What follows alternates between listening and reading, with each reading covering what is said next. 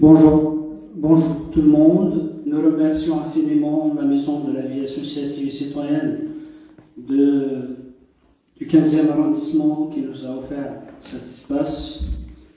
Je tiens à remercier aussi notre honorable assistance. Je remercie aussi infiniment Madame Marie-Caroline de Serre, conseillère de Paris, chargée de la vie associative, qui nous a honoré cet après-midi.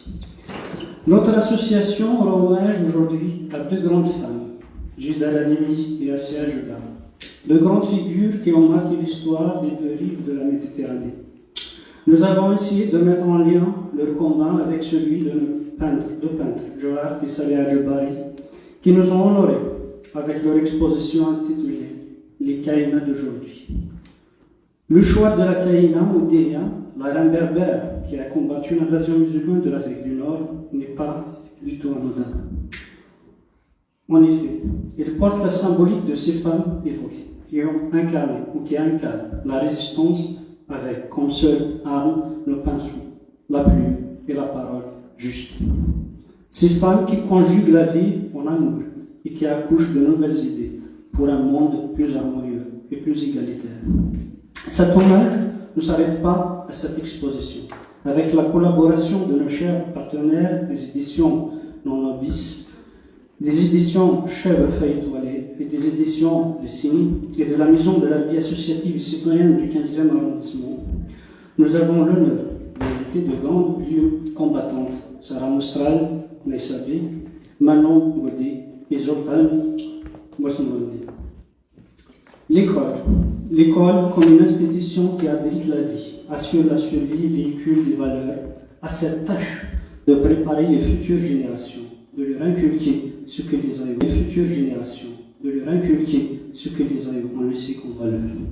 L'école a besoin de Assia Gebbar, de Gisèle Halimi et de leurs semblables, des femmes, pour bâtir une société épanouie et juste. Hannah Arendt dit dans la crise de la culture: c'est également avec l'éducation que nous décidons si nous aimons assez nos enfants pour ne pas les rejeter de notre monde, ni les abandonner à eux-mêmes. En France, les débats sur l'école ont touché plusieurs sphères politiques, scientifiques. La Révolution française de 1789 a amorcé de nouvelles idées et de nouvelles visions sur l'homme. En effet, vers 1792 et 1793, l'école fut au centre des débats politiques dont on peut citer Condorcet avec son projet d'instruction publique et libérale, et Le Petit avec son projet éducation publique et nationale. Entre 1881 et 1882, une autre révolution et évolution, la loi de Jules Ferry sur l'école gratuite, laïque et obligatoire. De leur côté, les philosophes, les psychologues et les pédagogues n'ont pas cessé de penser l'école et l'enfant. De grandes figures comme Henri Wallon, Célestin Freinet, Jean-Jacques Rousseau et tant d'autres nous ont légué un héritage intellectuel, théorique et scientifique d'une valeur inestimable au service de toute l'humanité. Le Festival de la Poésie, la tour poétique dans sa 13e édition, prévu pour de jeudi 13 juin 2024 au samedi 15 juin 2024, rendra hommage à un poète de chaque continent, dont 3 femmes. Matogliones, sa fille, Victor Hugo Europe, Akiko Usano, Asie, Phyllis Huxley, Amérique, et Odilon Nicolas Oceanie. Avec l'association Appui Libre, l'été parisien sur la poétique olympique. Et pour l'occasion, nous comptons offrir à la mairie du 15e arrondissement,